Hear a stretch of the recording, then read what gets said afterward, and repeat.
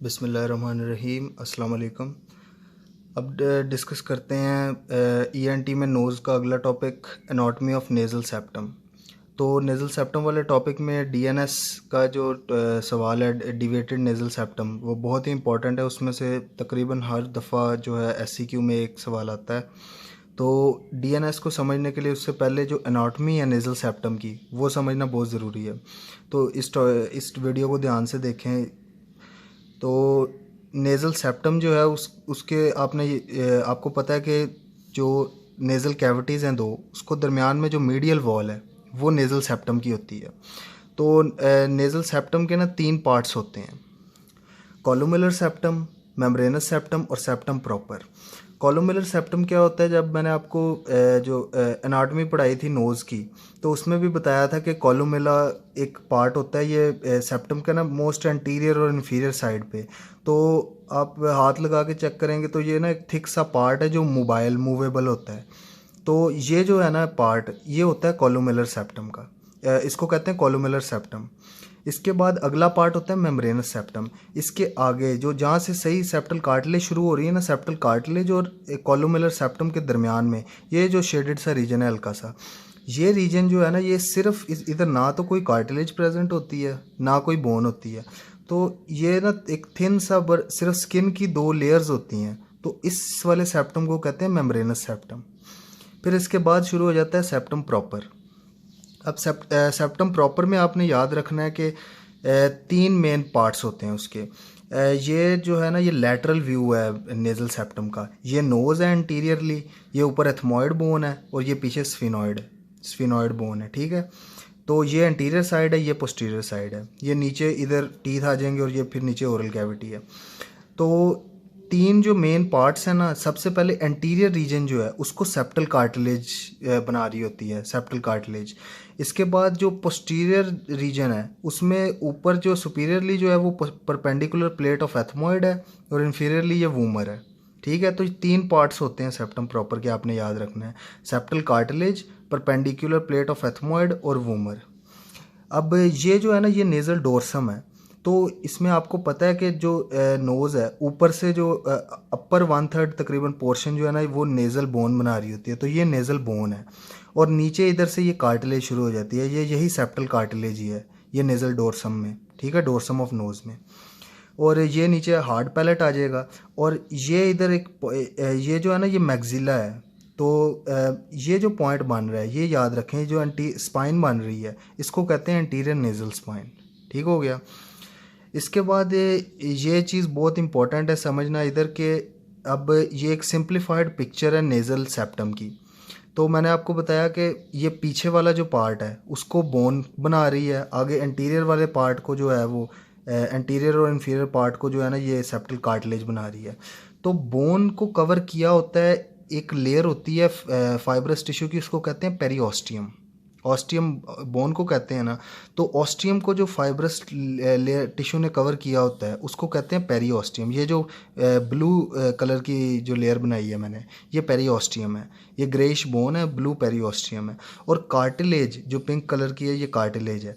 Cartilage को जिस fibrous tissue ने कवर किया होता है ना उसको कहते हैं पेरिकॉन्ड्रियम। ये जो मैंने ग्रीन से बनाई है, ठीक है, ये होगी पेरिकॉन्ड्रियम। तो कार्टिलेज को कवर किया होता है फाइब्रस लेयर ने, उसको कहते हैं पेरिकॉन्ड्रियम। और बोन को कवर किया होता है एक फाइब्रस टिश्यू की लेयर ने, उसको कहते हैं पेरीऑस्टियम। और इस सारे दोनों के को कवर किया होता है। इसके बाद अगली लेयर होती है म्यूकस लेयर की, म्यूकस मेम्ब्रेन की एक लेयर होती है, तो उसने कवर किया होता है। तो कलेक्टिवली इसको कह देते हैं कि जो नेज़ल सेप्टम है ना उसको म्यूको पेरीऑस्टियम और म्यूको पेरिकॉन्ड्रियम ने कवर किया होता है। तो ये चीज़ जो है ना, डीएनएस की सर्जरीज जब मैं आपको पढ़ाऊंगा, सेप्टोप्लास्टी और एसएमआर, उसमें बहुत ज़रूरी है। उसमें क्या करते हैं कि ये म्यूकोपेरिकॉन्ड्रियल जो है ना फ्लैप, इसको इधर से इंसिजन लगा के इस फ्लैप को ऐसे रेज कर देते हैं ताकि नीचे जो कार्टिलेज है और बोन है वो हमें विजिबल हो, और फिर उसमें जो डिविएशन है ना उसको कट करके करेक्शन की जा सके एरर की। तो ये थे बेसिक पार्ट्स। जो 3 पार्ट्स हैं, कॉलुमुलर सेप्टम आता है, इसके बाद मेम्ब्रेनस सेप्टम है और फिर सेप्टम प्रॉपर है। सेप्टम प्रॉपर में 3 चीज़ें हैं, perpendicular plate of ethmoid, vomer और सामने सेप्टल कार्टिलेज है। अब देख लेते हैं ब्लड सप्लाई जो है नेज़ल सेप्टम की। तो नेज़ल सेप्टम को दोनों इंटरनल और एक्सटर्नल करोटिड आर्टरीज़ की ब्रांचेस सप्लाई कर रही होती हैं।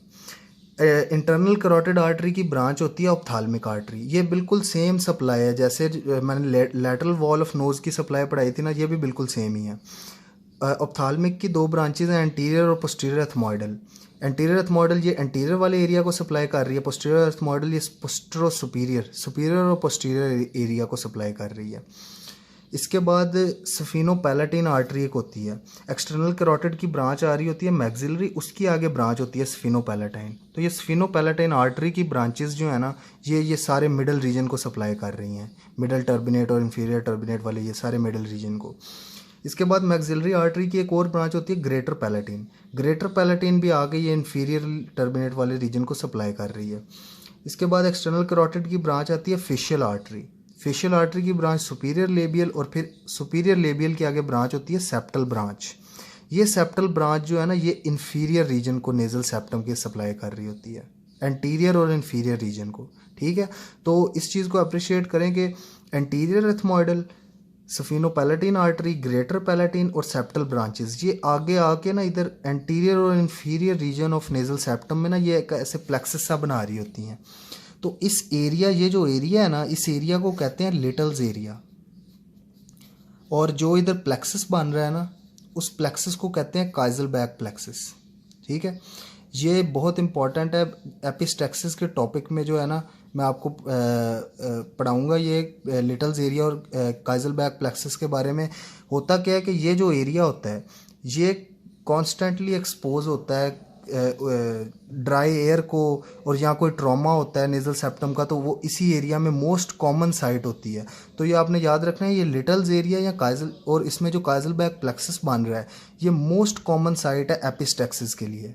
एपिस्टैक्सिस कहते हैं नोज ब्लीड, जो नाक से खून आता है। तो इस एरिया में डैमेज होगा, लिटल्स एरिया में, काइजलबैक प्लेक्सस में, तो उसमें जो है ना एपिस्टैक्सिस का मोस्ट कॉमन साइट है ये। तो ये थी blood supply of nasal septum. अब देख लेते हैं जो है नर्व सप्लाई जो है नेजल सेप्टम की। तो ये बिल्कुल सेम है जैसे लैटरल वॉल की थी नर्व सप्लाई। इसमें आपने याद रखना है कि ऑल्फैक्टरी नर्व्स प्रेजेंट होती हैं ये सुपीरियर रीजन में, जो ये क्रिब्रिफॉर्म प्लेट ऑफ एथमॉइड से ऊपर ब्रेन की तरफ जा रही होती हैं। तो ये ऑल्फैक्टरी नर्व्स जो हैं ये सेंसेशन ऑफ स्मेल लेके जाती हैं। ठीक है, इसके बाद ये नेज़ोपैलेटिन नर्व होती है, ये नर्व इस सारे मिडल रीजन को सप्लाई कर रही है, मिडल टर्बिनेट और इंफीरियर टर्बिनेट के रीजन को, और ये सुपीरियर टर्बिनेट के रीजन को भी। इसके बाद एंटीरियर एथमॉइडल नर्व जो है वो वैसे ही ये एंटीरियर रीजन को सप्लाई कर रही है।